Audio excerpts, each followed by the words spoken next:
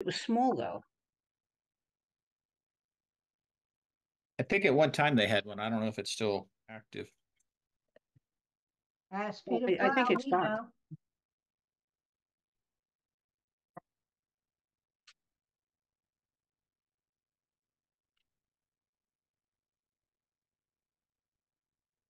Well, for a couple of us, like it looks like Heather and they I, we've stopped now been eating. on this for an hour and a half. Yeah, it looks like they stopped eating. I don't have my phone with me, or I would call Schimberg and tell him to start the it's like meeting. Madeline looked like she came late, and Steve Doyle is eating, and Madeline is eating, and it's like they just started. Mhm. Oh, yeah. I'm impressed that you can see that. It's been running small since we left the public library and went a few miles to the. Oh, we're unlocked. We're unmuted. Yay, there's love. The first time here of the life, a little rough, but we can work it out in the long run. So we'll start the meeting now. Yay! And with toasts, we got Zoom working so that people could turn. And I unmuted it. Unmuted it. I've got the camera pointed at your lovely mug. Oh, God. Okay. Let's see, you don't think they can see me? Okay, good. Other questions, can they hear me? Our first toast is Richard Zoll. Now, this is the birthday of Taurus, so your cupcakes are a birthday celebration. This is actually 36. I think I'm here, 37 here. We were sort of in the midst of COVID at 35, so kind of sort of but my 50th year of college was very exciting. It's like Richard, it's not a microphone.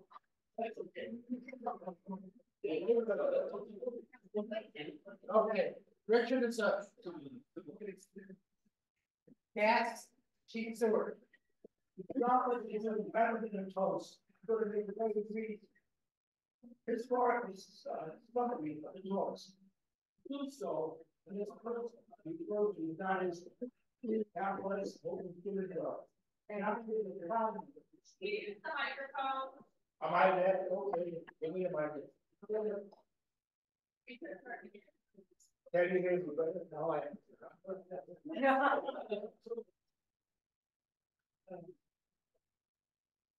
I started to say, I was going to do a little summary of the history of these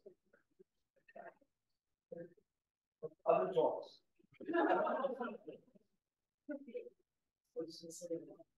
To do so, I must encourage that as a dear friend, and I hope he's doing well.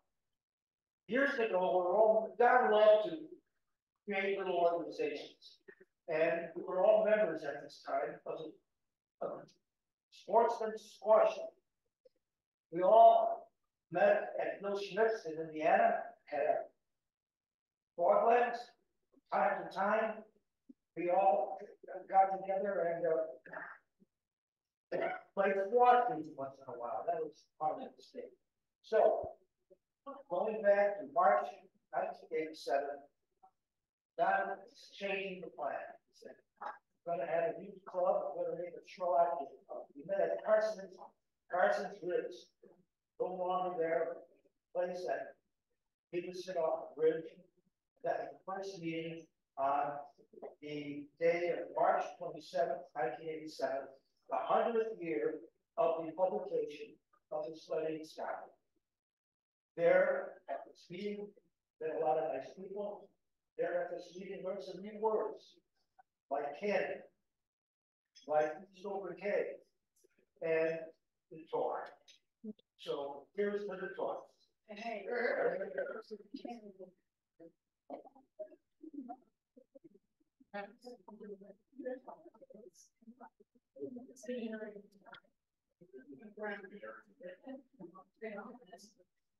Our next speaker, our next host.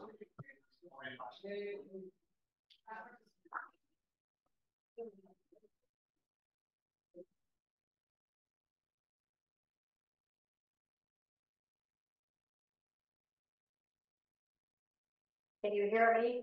Okay, thank you. Okay, so happy birthday to us, the Taurus. We, the Willie, devoted to those who never lived, assembled here to meet and eat while debating and discussing our literary heroes. Some come by car from near and far, while others zoom in, because distance is no obstacle when Holmes and Watson are in vogue. Our interest runs the gamut from intellectual curiosity to scholarly study, but motivation matters not. What rings true is our common bond for all things Sherlockian. So raise your glass in a toast to us, the forest, the living, and the willing.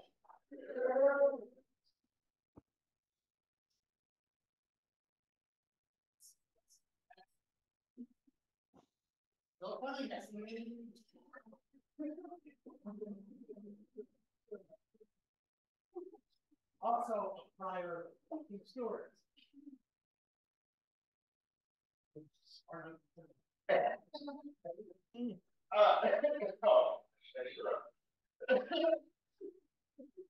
I visited Donald this morning, and he had speech pathology more for swallowing than for talking. And he showed me this, and he asked me what I thought that was, and I said it looked like a bell curve. And he said, no, it's a deerstalker. And the teacher had him go, and he did that about 5 times, and I told him I'm going to have all of you do that tonight. So everybody.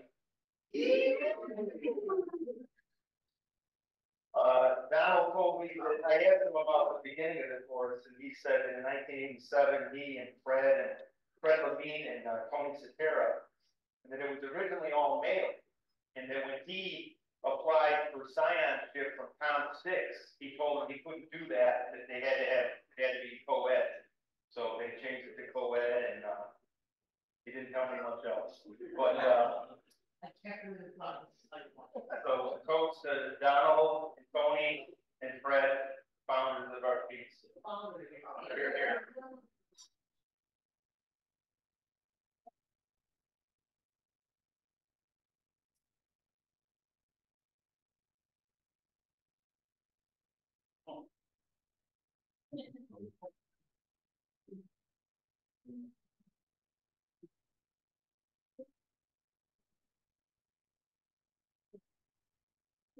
Okay.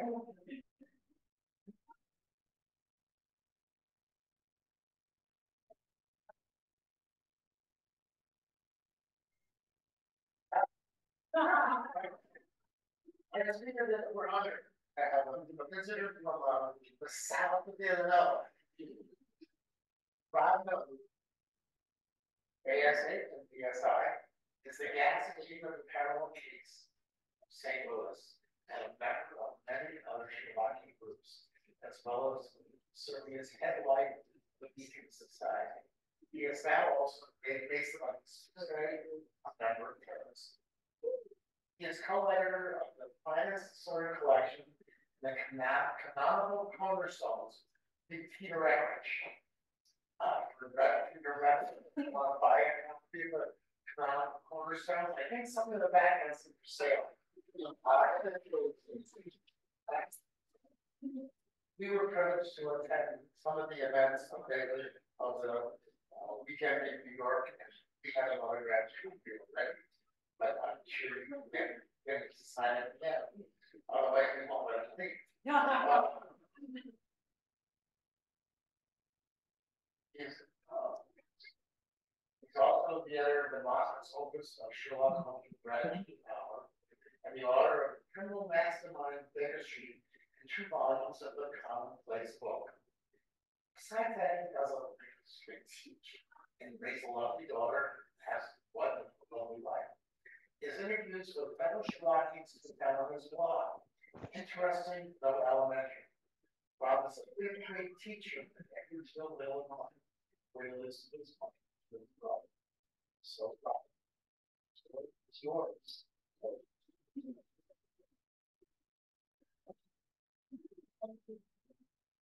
Thanks for listening for me.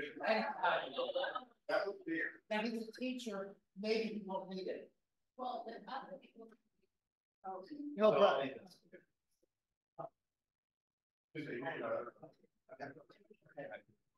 And make sure it's not too close to the. Put it on your belt.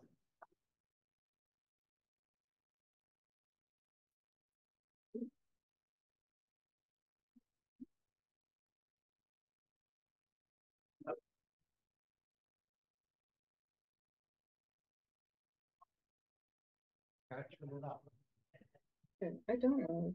Put it on. There you go, put it all the way. Turn those squeaks. I don't know what's cooler, the headset or the music stand, but here we are. First of all, thank you for.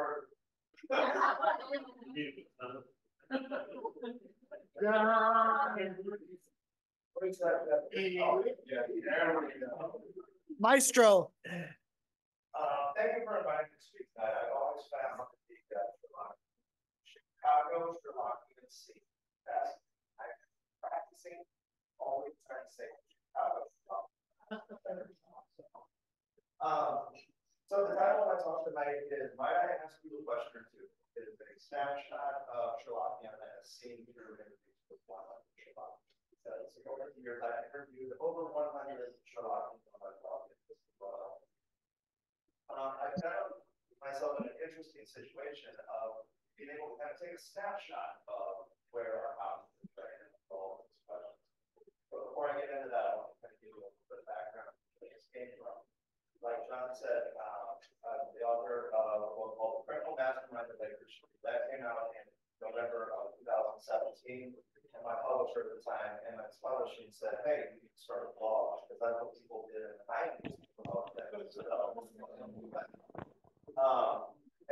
I learned pretty quick that I am not interested enough to blog about myself all of the time. So by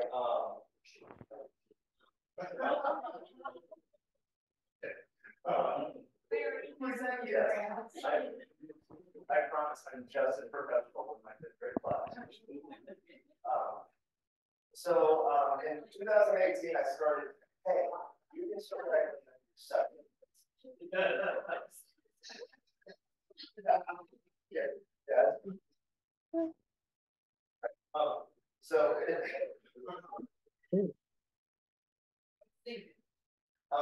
So in 2018, my first interview was with Beth Andy. She's a librarian in California, but she grew up in I didn't even know I was speaking about it tonight because my series of interviews in Houston Elementary has in Chicago.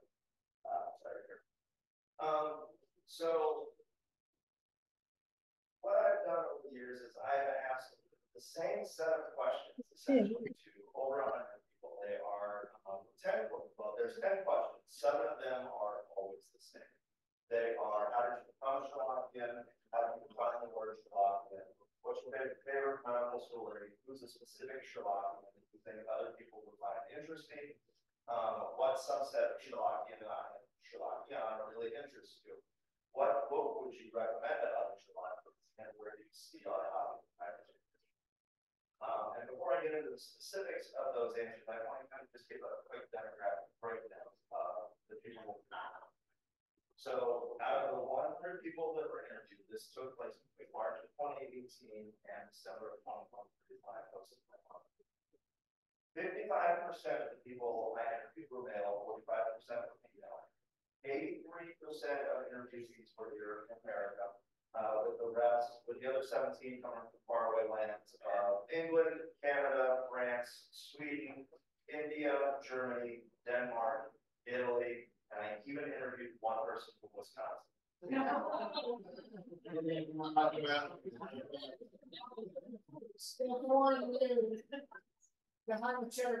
So the first question that we'll talk about tonight is: how did you become a Sherlockian?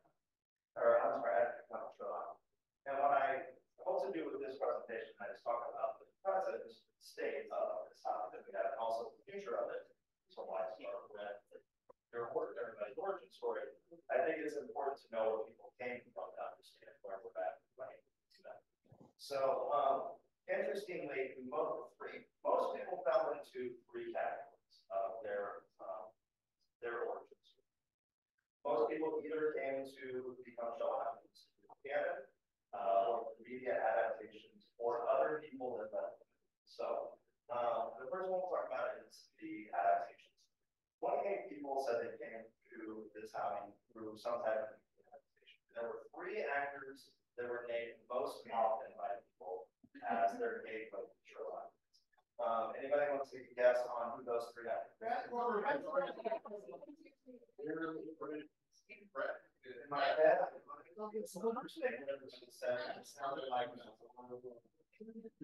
so I'm just gonna say but yes, say that again.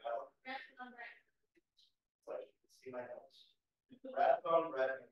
Yes. Out of the, what did I say, 20 people, 12 people said that rathbone. 6 people were hooked by Jeremy Pressburgen, and 4 cite Benedict Cumberbatch's there. And I think that's a fair assessment to say that these 3 were the definitive Sherlock Holmes of a specific generation. And I think we can thank those 3 actors for hundreds, if not thousands, of our other names that popped up along the way were Robert Downey Jr., Ronald Howard, young Sherlock Holmes. There we go. And I'll start quoting some people here as well. So, 2 names that popped up. Brad Kefauver says that seeing Sherlock Holmes deal with a Loch Ness monster in a commercial is his gig. He said, "Well, I saw Sherlock Holmes in a rowboat trying to fight Loch Ness monster. I was in junior high and I only saw the preview for the Private Life of Sherlock Holmes and didn't get to see the actual movie for years, but the spark was strong." And then on the other side of the pond, Catherine said it was a combination of Douglas Wilmer and her brother who started her on her path that would ultimately lead her to become Westminster England's manager of their Sherlock Holmes collection for over 40 years, and she also served as the chair of the Sherlock Holmes Society of London. And to quote her, she said, "My older brother wanted to watch the 1965 BBC series starring Douglas Wilmer as Sherlock Holmes, and Nigel stopped watching. And his small sister wasn't going to go out of the room just because he had his choice. So I watched and I got hooked. I emphasized that I was extremely young at the time. I don't know if she was trying to tell us that she's so young that that's why she was watching something in 1965, or she was just at a tournament, but I'm happy it worked out now. She said, I then found some of the early classic British books on the stories in the local library and my interest in color. So I think we can all appreciate that. But almost half of the people I interviewed, 48 interviewees, joined the cult of Sherlockiana as well, straight through the canon itself. A few of them discovered it when they were a bit older. 2 folks in adulthood, 4 when they were either in college or graduate school. 12 people came to Arthur Conan Doyle's stories around the high school age. But overwhelmingly, those of us that came to Sherlockiana, the canon, found it when they were either in an elementary or middle school age. 30 people who responded fell into this category. As a 5th grade teacher, that just warms my whole day. Because just think about how many 10 or 12-year-old kids are out there every year that get to read for the first time lines like they were the footprints of the giant kidnap. I mean, knowing that spark is still there. So even when we're talking about the past, I think it still tells us where we're going. So interesting, the canon isn't the only book that tries to hear more else in the Sherlock Holmes. William Barry Gould had the biggest impact in this area. 7 people cited his annotated editions of the canon as their gateway. Mike McSween said, I read the stories fairly early in school. I came across Barry Gould's annotated in the public library, and being a fan to being an addict. And another person I interviewed, and Trevor Carlson, said, I read the Barry Gould annotated Sherlock Holmes as a kid. I've always been interested not just in the stories, but how the stories are made and the behind the scenes. The annotations help me understand the basics of how much money was worth then or now, but also that there were some very devoted fans to this character, and maybe the understatement. There were some other titles that popped up as well as people's entry, like things like Private Life of Sherlock Holmes, the book version, Sherlock Holmes and Baker Street, and also Basil and Baker Street.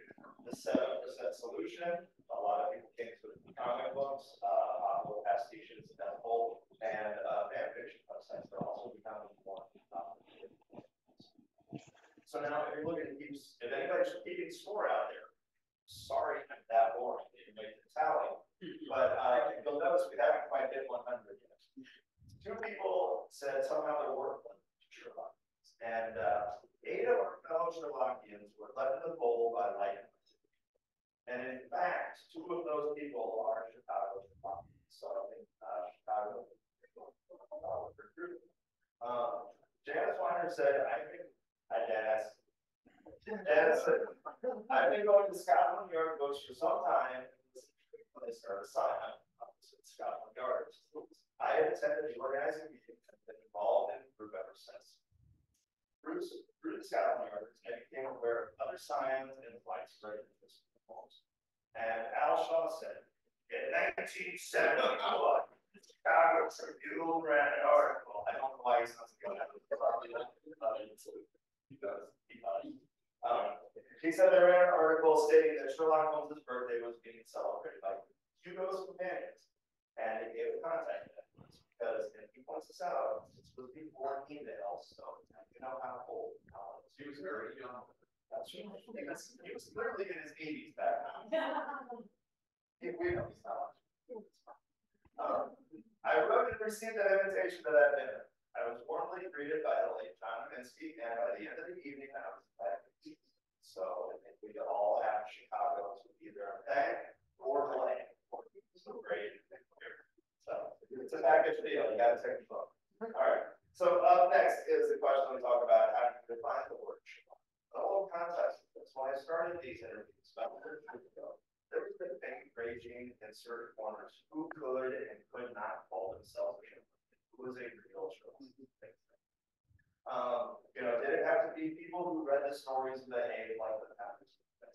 Could it be people who watched the BBC Conrad show? Right? So when I started this, I wanted to get opinions out there to see where a lot of it is. And I hope to come to some sort of group definition. Man, that did not happen. What happened was these answers showed me so much more. Responses typically kind of fell into 6 categories. And specifically, many interviewees hit a bunch of different categories. So 61 respondents said that if you consider a Sherlockian, people must love Sherlock. I think that's probably true for most of us here tonight. And for those of us who don't love Sherlock Holmes, I would just like to take a moment to thank all the children and spouses of Sherlockians that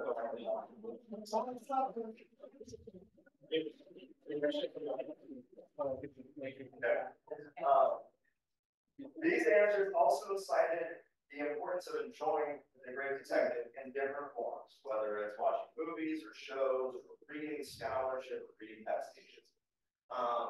But a lot of people noted that Sherlockians should be active beyond different ways, whether they're researching topics or writing papers. So Maria Fleischman said, if there is love and engagement beyond merely consuming stories, I think the term Sherlockians as identifiers is fair use. And Shannon Carter told me, I'd say it comes down to the degree of investment. Ultimately, a Sherlockian is someone willing, perhaps compelled is a better word, to engage with Sherlock Holmes at a level beyond a single passive consumption. Now, a number of respondents specifically mentioned the canonical stories, although it wasn't quite as much as they expected. 29 out of 100 people made an enjoyment of the stories by Arthur Conan Doyle a requirement to be followed up. 15 people, including some of the official titles behind, said basically, if you say you're a Sherlockian, you're a Sherlock. Steve Rothman, editor emeritus of the Baker Street Journal, said, I would insist that all who define themselves as Sherlockian are really, there are probably many ways to be a show audience as there are show audience. And I approve of all of them because deep down, all of the stories about a detective who lives in Baker Street. The current editor of the Baker Street Journal, Andrew Allen, was much more succinct. He said, basically, anyone with hostile name. That's the end of the book. Michael Keane, the Baker Street Journal, said there are no set criteria as to who is a Sherlock. If a person considers himself a Sherlockian, then in his eyes, he is one. Who are we to judge? And there were some folks who wouldn't even attempt to define it. Les Kleiner says there is no litmus test for Sherlockians. If you are one, you are. It's an attitude, not a skill set. And Ray Betzner said, we knew how to define Sherlockian, but the field has become so diverse in recent years that it's not easy. It's certainly an expanded universe today. That's with us. And other people noted, along with Ray, that the term Sherlock has become much more flexible and diverse over years. 10% of people specifically mentioned that. So did I get the definition? Did I get the consensus definition I was looking for? No, definitely. But what I did get were very thoughtful responses on what people think, and by extension, how they talk about. But that's going to lead me to the next question, or the next answer that I really was surprised about. So many people mentioned the social aspect of this. In fact, 39 people specifically talk about interacting with Sherlock. Becky Purdue McFarland said, I'd say Sherlock is someone who has a strong need to share their appreciation of Sherlock Holmes with other people. It doesn't matter whether the person is by nature an introvert or an extrovert, lovable or unlovable, scholarly or inexperienced. Such a person will not consider their time with Holmes complete until they have engaged with others about it at some point. Anyone can be a devoted fan all by themselves in an armchair, but I think it takes other people to make someone an introvert. And Mary Alfaro told me there's a certain social element that separates us from loving Sherlock. But you don't have to belong to a sign or a group to be a Sherlock. You might be a shy Sherlock. You just haven't met. Our next question is, what's your favorite canonical story? All right, now this, I'm going to just very quickly turn into a statistical analysis where the charts and graphs, like the 1992 Ross Perot presidential specials, pie charts. Myself feel old, sorry about that. So if anybody's interested, I do actually have packets up here. I was told that you know math. Actually, this is the notes from the second half. And you'll be tested tomorrow. Yeah, I know. I'm going to test. Yes. Over a third of the interviewees, though, couldn't name just one story. Interestingly enough, out of 60 stories in the canon, 41 were mentioned as being someone's favorite. And I feel like that just goes to show that there is just brilliance from start to finish in the trial.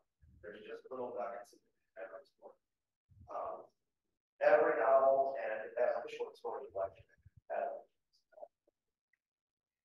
So some of the top vote getters, by no surprise, Out of the Baskervilles was the top one with 21 votes. There was only one other story that got double-digit votes, though, and that was Red Head. A lot of other stories kind of fell in 7, 8, 9 votes. Yeah, interesting. How many measuring zones? We're lying. Five. Three narratives.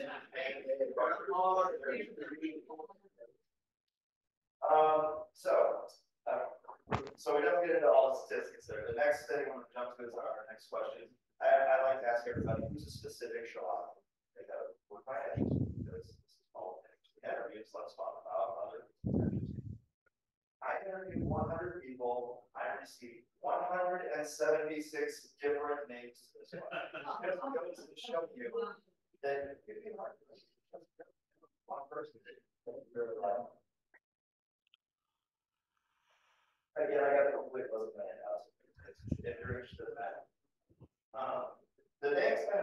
into three different categories. So some people talk about historic Sherlockians that never met before, but were very important to this hobby. Others show their friends and collaborators, people and while others name people they didn't know very well, but feel that they contributed something important. It's one way better than the other. I don't know, I can't really tell you that. I will say, I asked Don Knox the question, and he wouldn't name somebody. He gave me, and he tried to give me a cop-out, but he had a beautiful answer. He said, I think most people will find all Sherlockians interesting in their own individual ways. So, and we're definitely a literary bunch. So the next question is, what book would you recommend to other Sherlockians? And it is no surprise, there's a lot of. So if you are a book nerd like me, there are 119 different titles mentioned. And I purposely left this on the interview to interpret how to answer this question. We got everything from history to common or not common, popular fiction, fantasy, all over the place. But canonically, scholarship was mentioned the most often. There were pastiches and history books that would pop up here and there. But there was one clear title from Sherlockians that they felt was most important. And that was From Holmes to Sherlock, I suppose. Interestingly enough, 14 different people cited that book. There were two other titles that really popped. Each receiving 10 votes. Two were Russ Player's annotated edition and I think if you have a Sherlockian library with those three books in there, I think you may have some cornerstones. That's a good title. You should write a book about that. You should. All right. I got distracted by Steve's eyes. I didn't know why you were in my cousin. They're so weird. They're great. So now let's look to the future. Where do you see Sherlockian in 5 to 6 years? I gotta say, this is my favorite interview of all. I'm sorry, this is my favorite question of all. And getting to sit down and look at all 100 of these answers together and plot it was really fascinating. There were too many mentions to count about the unknown nature of what's going to happen in the future, or something could come that we don't even know about yet. Predictable.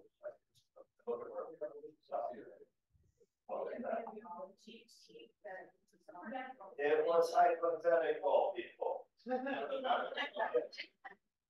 But I will say 14 people did specifically note that Sherlockian has a cyclical nature. It's popular, kind of ebbs and flows.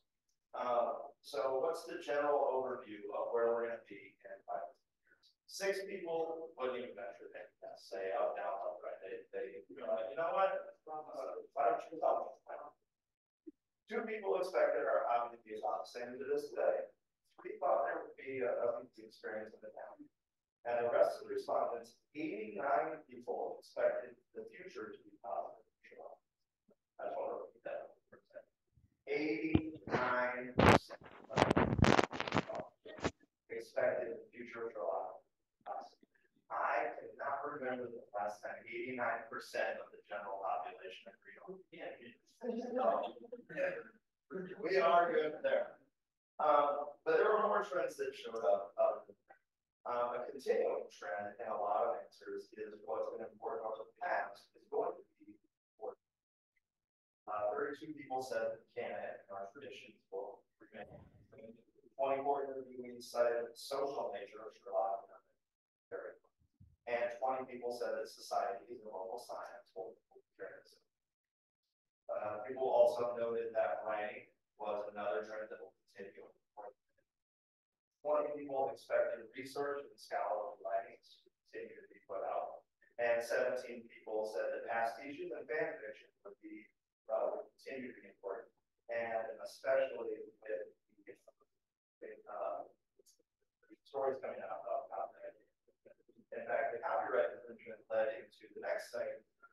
There's going to be a lot of people expected more TV and movie adaptations coming out in the future. In fact, 34 people, over the third of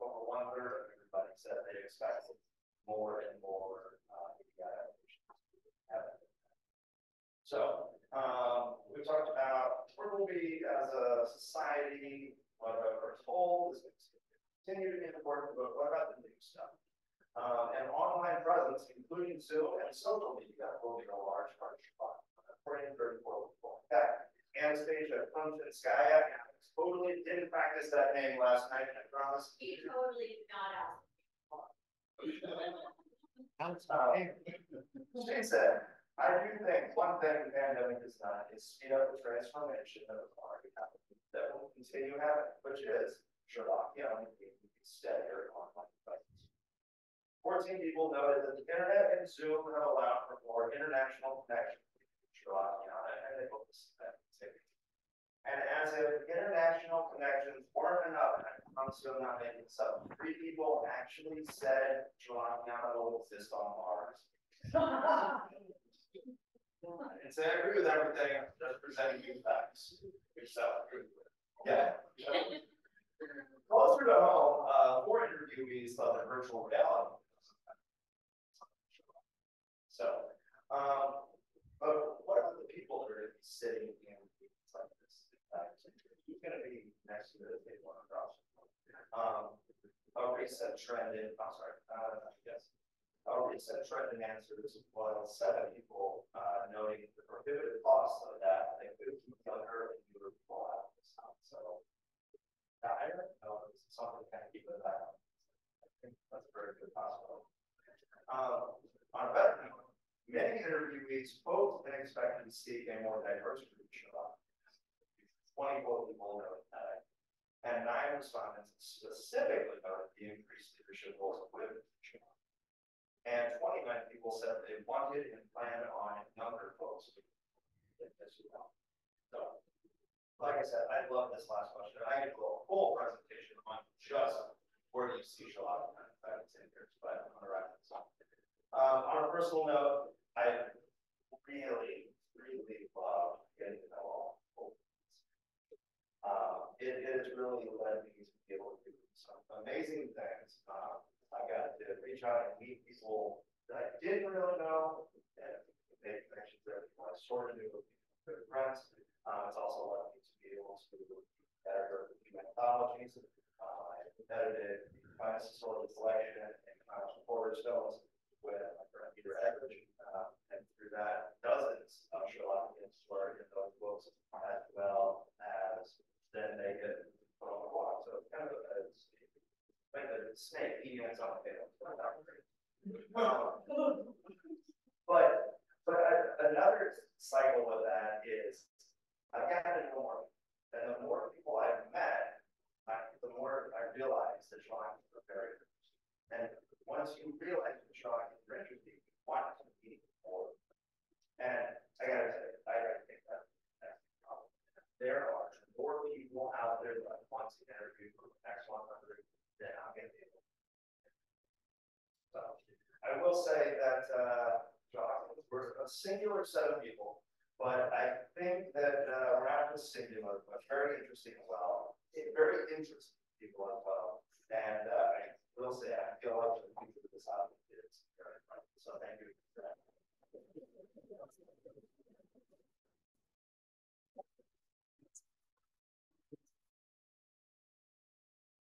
Anybody have any questions? No. So you're not, I don't care. What do you say, Mark? Yes. The mic? I don't care. I thought I heard you say at one point, sir, that after 100 you be done. We're not done. Please do more, please. Yeah, my original intention was to stop at 100, but I had a people twist my arm. Still going. 221. Yeah. Okay. Whoa.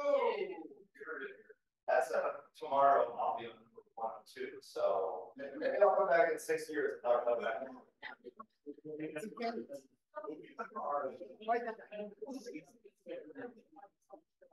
Say that again.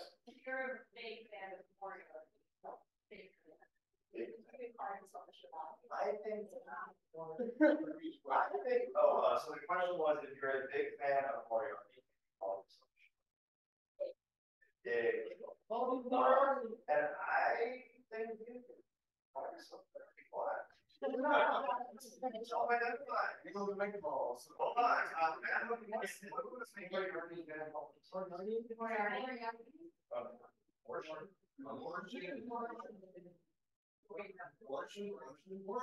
Any other questions or I understand that the drive-through? Yes, please pull around. Next. Are there any questions you wish you could go back and add to your report? Are there any questions I wish we could go back? When I looked at this, I realized that my first, probably 20 or so interviews, I was asking kind of the same question twice, and I didn't start asking everybody who is a specific Sherlockian you find interesting. So I would love to go back and be able to get some answers from this. Ask those three questions. I think we're all very impressed. We should get on. All right, thanks again.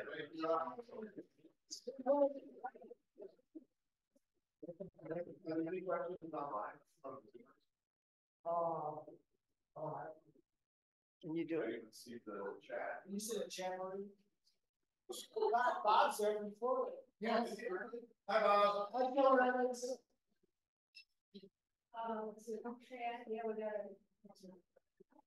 You should note that 2 of our tourists were just invested this past January, Rudy and Bob. And I wanted to say it was a great honor to get into Bob, who's my neighbor, chauffeur, mentor, and friend. God love you. Yeah, nothing in the chat. Okay. Nothing in the chat. Okay, you got your mic? So I'm a lawyer, I don't. You're a teacher too.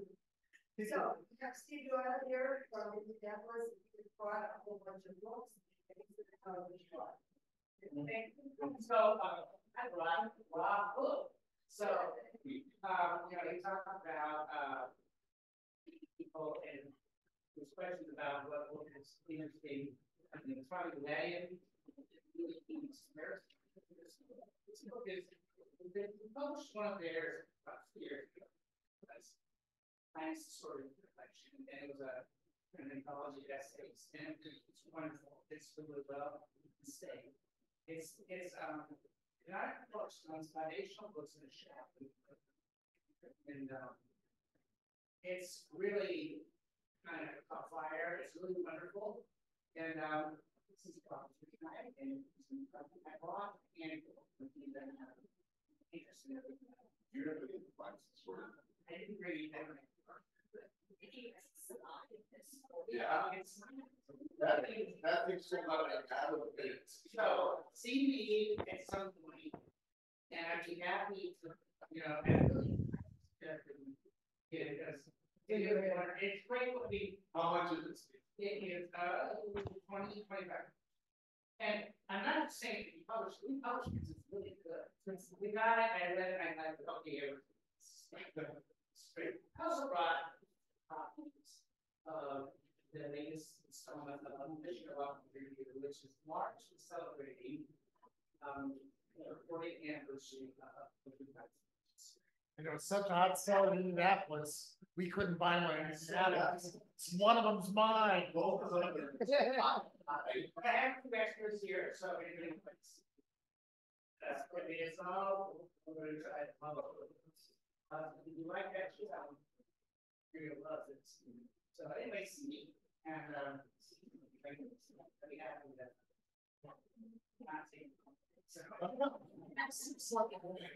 And well, speaking of not taking anything home, on the opposite table are the handouts if anybody. Feel free to pass it out. People want, sure.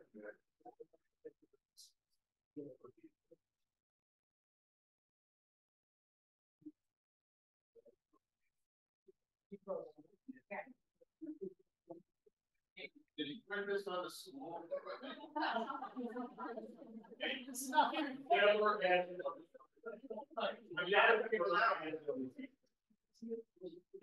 So we are lucky to have people from so many different science here tonight, and what I like to do is come by experienced people to tell, greatly to tell them what your insight is, what the next meeting is, or what the topic. And the things that you know, today, or what you talk about this body. I am the president of the Western Science Indianapolis. We are very active. We meet 9 times a year, every 6 weeks. I do not know how that schedule happened. When I joined about 30 plus years ago, that's what they were doing. There's something about that kind of frequent, but not too frequent meeting that I think is really kind of spend the energy of that flow for decades. And our next meeting is April 6th, I think, April 6th. And we are, everybody in this room is invited to come. So we are very open group. We welcome visitors. We get new members all the time. And the club is really very active and very prominent. And we would love to see. We always welcome people to come. It's a good time. Yeah, and many of us are already planning on coming. Good. Okay, so, yes. How's that, you know, you want to throw it down? Yeah, I think you are problems. I listen to people contain sign. No, we are not inactive. I put out the meeting on a regular basis, try to keep everybody informed of what's going on. And we are trying to get something together probably in May for our usual meetings. And you'll hear about it. So yes, we are still around. It's one of those hated men's only groups. But that's how it started. It was essentially about a camaraderie. One of the things I wanted to do, and might still do if I can get it together, is a smoke night. That's what these guys, you know, stare at those guys that get together and drink a smoke like this. And I thought that I might try and get a hold of a venue that let us do that. So that's on the menu. Absolutely. No, expecting to be Chicago Forensic Society. Not Forensic Forensic real thing. We just got our charter under a year ago with very unique mission for trying to bring this walking setting and networking into the city where people do not have cars and like CK. So specifically look at locations all around the Blue Line. We're thinking of locations for next meeting. I don't remember like April, where it's going to be sunny and skating again. Reach out, yeah, I guess but yeah, just trying to get Wi-Fi back in the city. It's not everything you make out here, but if they carpool, that makes it. What's the best way to get in touch about that? Let's send me after. I'll send my email. They build an email list. It's so many. I think that too. Yeah, absolutely. Like everything. Yeah, let's look what else happened there. March 20th, when we present the public library, we're going to have a short discussion on also that this week of the March Spirit Rights and the Right. Next. So I'm a notorious dairy trainer, so there's there. The famous manager is Carl. We have a Sherlockian discussion every third Sunday of the month. Do you know? You were just looking up on notorious. It's the final problem. Oh, that seems like something bad might happen. Yeah, and then we're gonna have our hiatus for about 3 years. All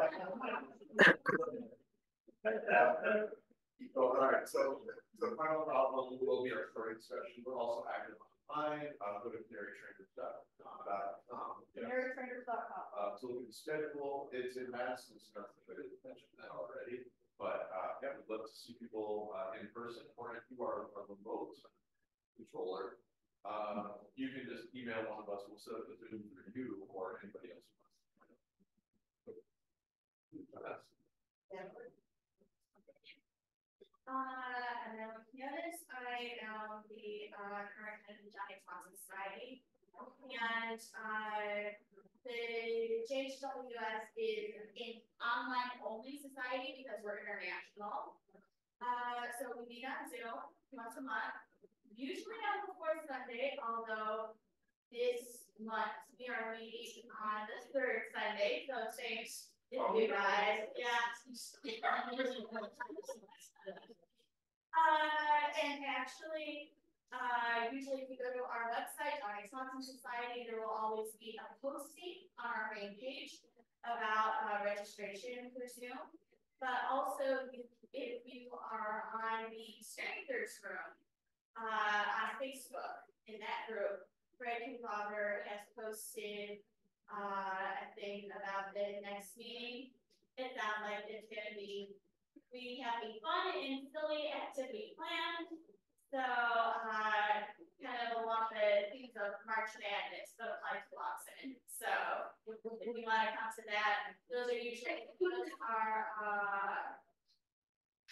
1 Eastern, 12 Central on Sunday. So.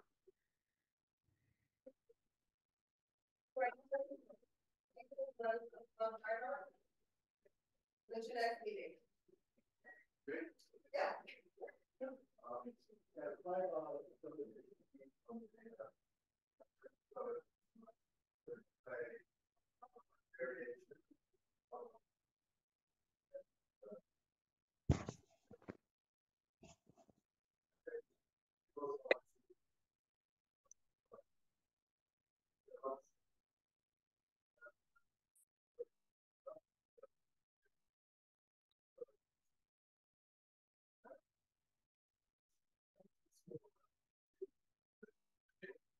Right.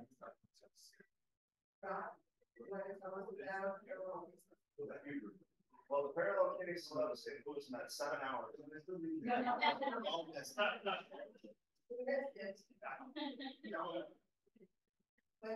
Our next meeting will be 2 months from now, on the second Saturday. If you're interested, we have Parallel Piece St. Louis, we have a Facebook page that you're going to check out.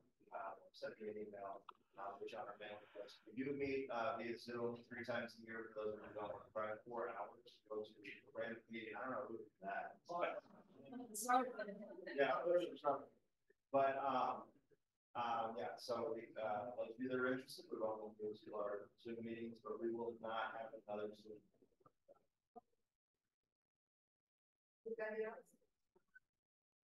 All right, Taurus International, our next meeting is June 28th, and we are going to be out on the south side. Monica Smith is going to be our speaker, and her speech is a whole completely different color, the double life of John Stragan. We're also being in conjunction with the Monsonia, and Phil will be talking about Bob Hunt established the Chicago Soda Blade in Arlington Sports in 1960, and he ran it until the late 80s when he had a board meeting with Kidman, Fred Levine, and Susan Diamond wasn't there because she was out of town, so they voted unanimously named her the president. She ran it from 87 until her death. Was she actually organized the race, then died. Then I ran the race entirely her template. And in 2010, Fred Levine became infirm, and Susan asked me to join the board with her and Alan. She told me she would never ask me to do anything. She was true to her word because I had nothing to do with the race until I took it over from her. Then the pandemic, and Linda and I and John is our council, and my wife Lorraine is the treasurer, and that's the Cleveland. And we've met at a OTD the last 4 years, but we're going back to Hawthorne, which is the only race course in Chicago. I even talked to Susan once years ago. One time in 2010, Ted Friedman, Edwin Vanderfleet, Meredith Ranger, and I formed Science Society at the race in less than 2 hours. Science and rise and fall.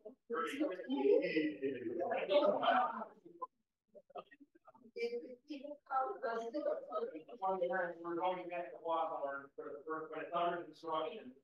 And it'll be somewhat truncated. In 1912, there was an air race there that Sarah covered in the newspapers.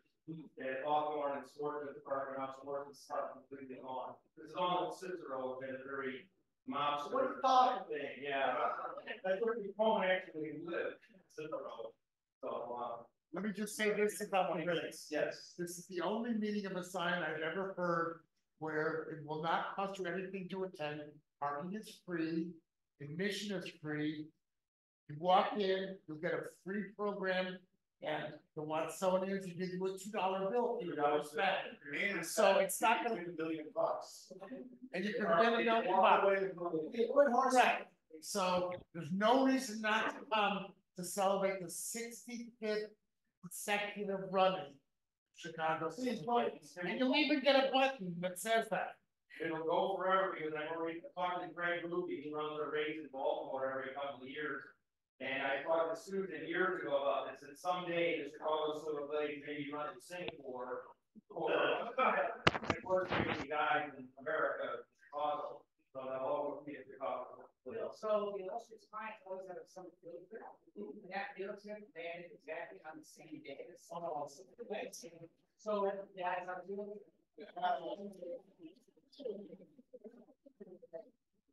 And if you are planning on coming up for both the Friday night tours meeting and Saturday Silver Blade, there are arrangements for hotels.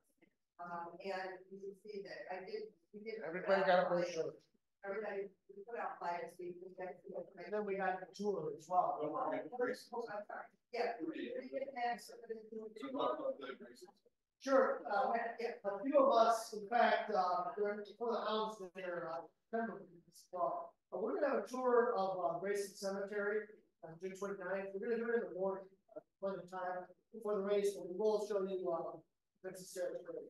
We're gonna have the June 21 presentation. So We'll absolutely. so we hope you'll join us in that.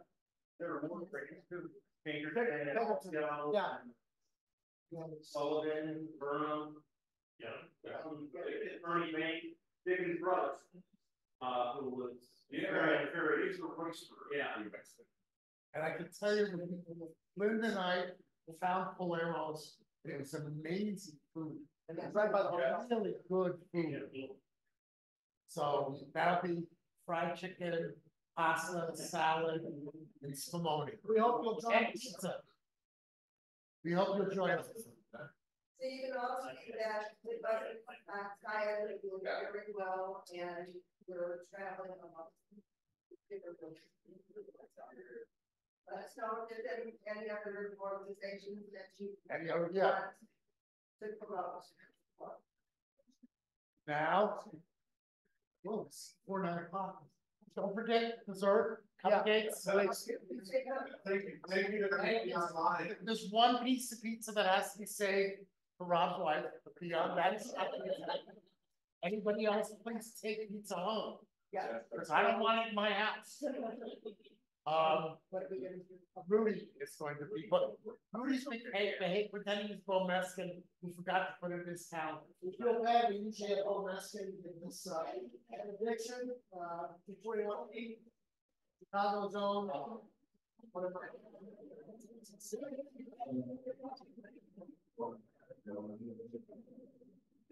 Thank you, John, for this honor.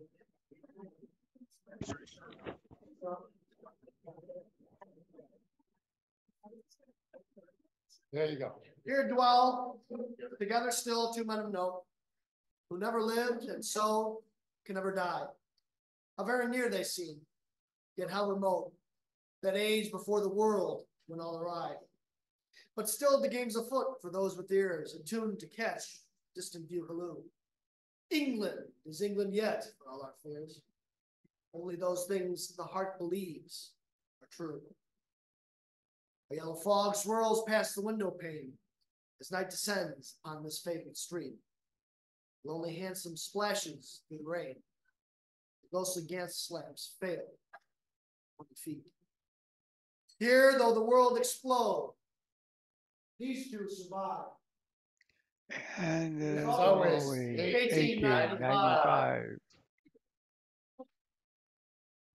If anyone's not a member who's joined, I can pins, $30. Lifetime membership, no dues.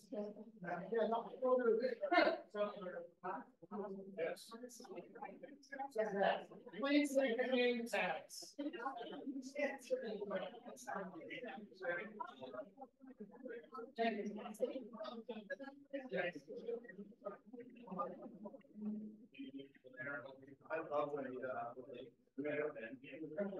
Okay. Shut it down.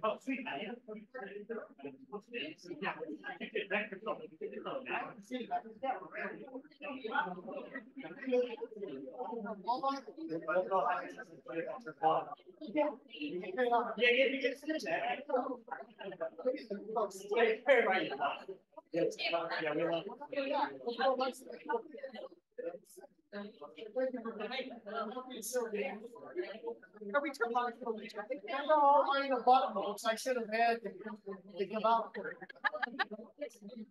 I'm glad you made it. Yeah, good to see you. I love your story. Thank you. Oh, yeah.